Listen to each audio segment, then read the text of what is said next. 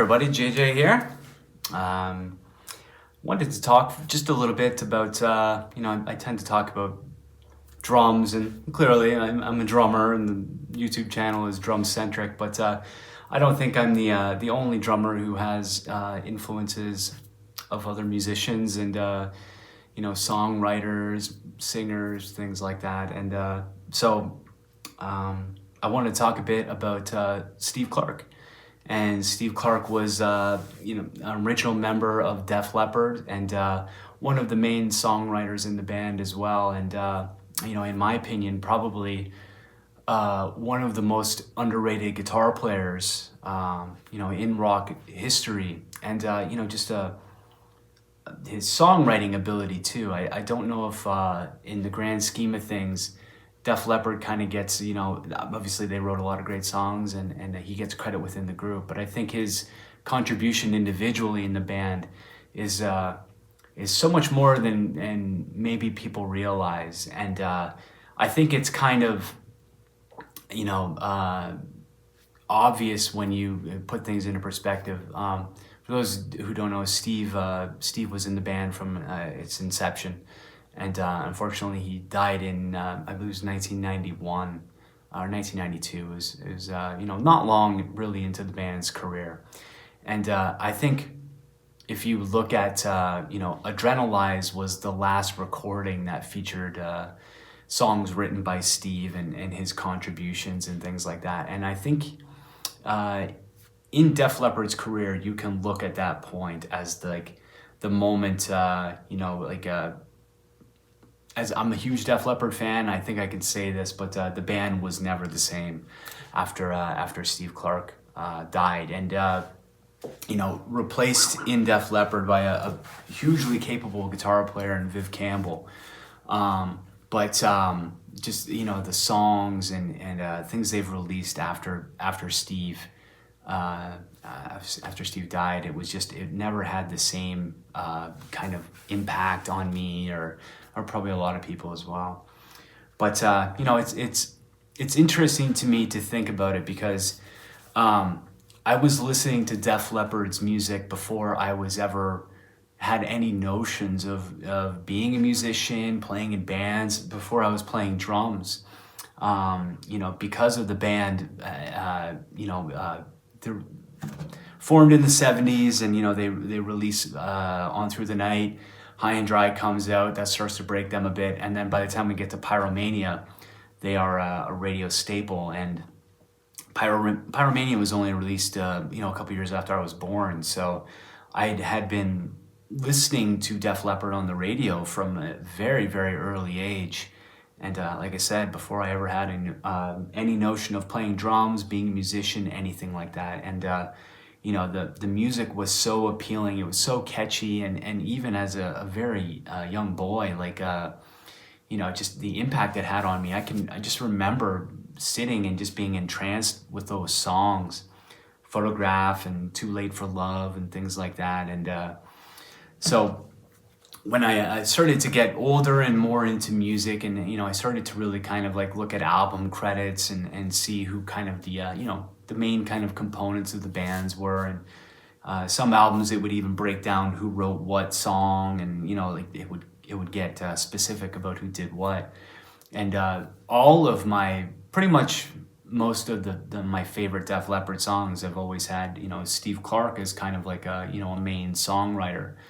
And so seeing that and just kind of realizing what he was contributing to the band, more than just being a guitar player, but being kind of almost the heart and soul of the band in a way. And the guys in Def Leppard would describe him almost kind of the same. Admittedly through interviews, later on with the band, they would kind of have the same sentiment where things just weren't the same after Steve wasn't there anymore. And getting older, big fan of Pyromania. It was one of the very first albums that I ever had, the actual physical vinyl of it. I've actually worn through 2 copies of that now, and I'm on my 3rd copy because I've listened to it so much. But just seeing that trajectory of the band and hearing those songs. And as I got a bit older, Metallica kind of ended up, surpassing as, my favorite band, and kind of my obsession for collecting. And, there was something else going on with Metallica at that time. But if I had to actually kind of sit down and think about it, there was a time where I listened to, Metallica very intensely and, learned everything I could about the band. But as far as how long I've been listening to a band,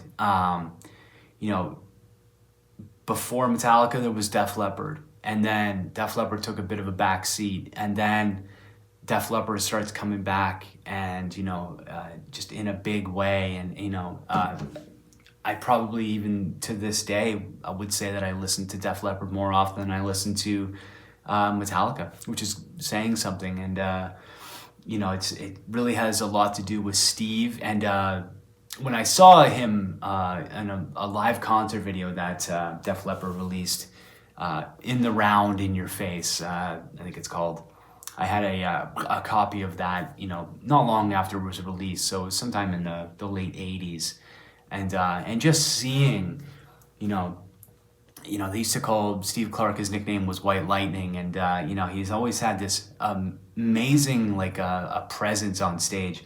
There's never been a man who wore his guitar lower than Steve Clark. And, the way that he presented himself. And, I think Jimmy Page was probably Steve's main influence. And so he took a lot of that from Jimmy Page's book.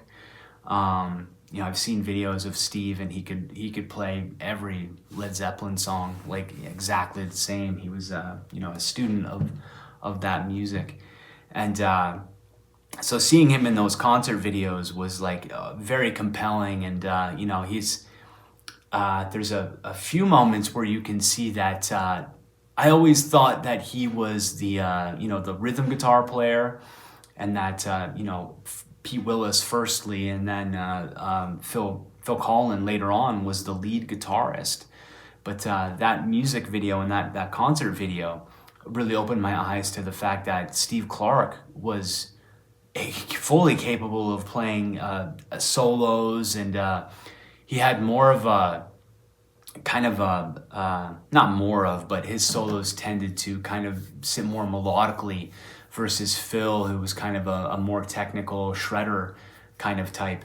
And I have a lot of respect for guys that can play a lot of notes, and your guitar shredders. But in the grand scheme of things, I've always been much more attracted to melodic phrasings and guitar solos and things like that. And Steve had such an amazing, just kind of a lot of emotion in his playing, and which I was very, very attracted to as well. And just amazed at his ability. And after the release of that concert video, the live concert video from Def Leppard, it was just it opened up a whole kind of new grasp of what Steve Clark's role in the band was, and his presence and things like that.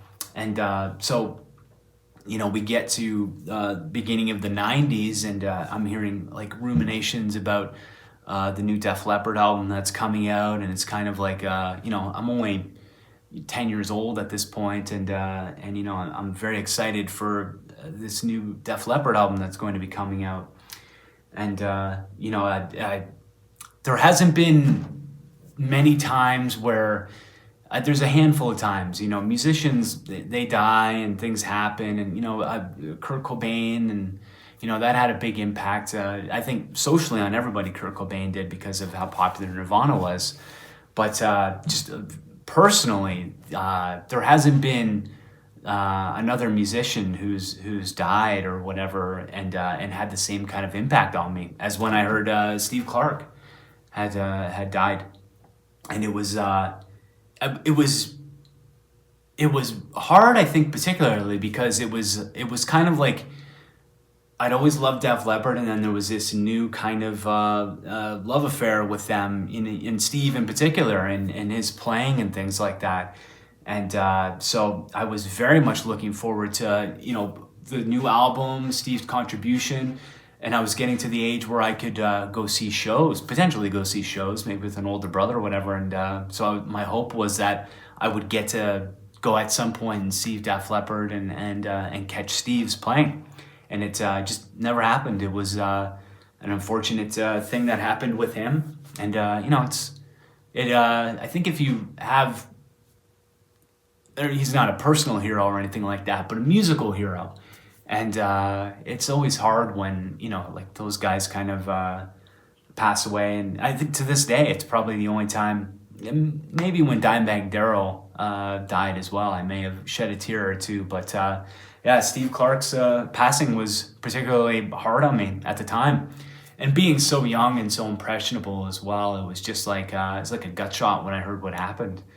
And, it was, Def Leppard had a real tenacity with the band, and they were all kind of, working class guys from England. And so they, obviously had their, their orders to kind of march on and continue on. And, there was, that accident with Rick Allen couldn't bring them down. And, they had this strength amongst the band. But it just felt like it was the tour. There was videos of the tour after, and it always feels like there's just kind of like this a missing element to the band. And I don't know if obviously they're in mourning after after what happened and things like that. But just a real tragedy, and it seems so counterintuitive that a guy that would come across as so like happy on stage and doing all these things could just be so miserable personally as to essentially drink himself to death. But it happens in rock and roll. And after all that happened too, I remember being sort of shell-shocked, and then just kind of like looking for anything and anything about Steve through the years. And I just remember seeing like things with Mutt Lange is kind of notorious for never doing many interviews, but there was a few snippets of him talking about Steve Clark through the years, and some of the things he contributed. And my favorite Def Leppard song, I love a lot of their songs, but my favorite song has always tended to be Foolin' from Pyromania. And I think if you look through the credits on that one, you'll see that's basically kind of like a Steve Clark special. And that song has essentially 3 parts in it, 3 sections of that song, that each one of them, if you had made that section just a chorus, it probably could have been a hit on its own. And Mutt Lange, and I think Joe Elliott, I've seen him raise a similar sentiment, where basically, Steve just had endless amounts of ideas and things to go on, and little riffs and things like that, and ways to make very interesting melodic choices. And it definitely lent a lot of the unique elements to Def Leppard. Definitely everybody's contributions shaped that. But like I said earlier, I think the divide in the material is clear. There is a real there's a real divide in the post Steve material that was output. And you can contribute that to a lot of things, the age of the guys in the band, but I think it ultimately comes down to who's pitching what and who's getting material out for to be turned into songs or whatever. So it's said earlier, I don't think it's unconventional for drummers to have favorite singers, favorite guitar players, but I think of the impact and a band like Def Leppard had on me, and it's just like looking at potentially doing music and playing music as a career, or for fun. That was a real discovering that band and Steve's playing and all that kind of stuff. There's a handful of times in my life I can remember, these moments happening, and discovering Def Leppard, hearing them, learning about the band, all the things they kind of went through, and they soldiered on through all this turmoil and things like that. It was very kind of like enlightening and inspiring at the same time too. But if through the annals, you've never heard of Def Leppard, I mean, I don't have to introduce the band to anybody. It's, Pour Some Sugar on Me is going to be played until the end of time, or probably until, the end of my time anyways. But yeah, there's a lot of great material, and if you're listening, take a look at the credits, and if you're anything like me, you might take a look and your favorite song, there's a very strong chance that it was probably something to do with Steve Clark and his ability. But yeah, gone much too soon in my opinion. Would have loved to have met him in some capacity and chatted with him about music and stuff like that. But we've got the material that we've got from him, and the concert videos and things like that. So he lives on, just like the rest of your heroes and my heroes that are kind of gone too soon and stuff like that. So yeah, this is the one about my musical hero Steve Clark from Def Leppard. Cheers.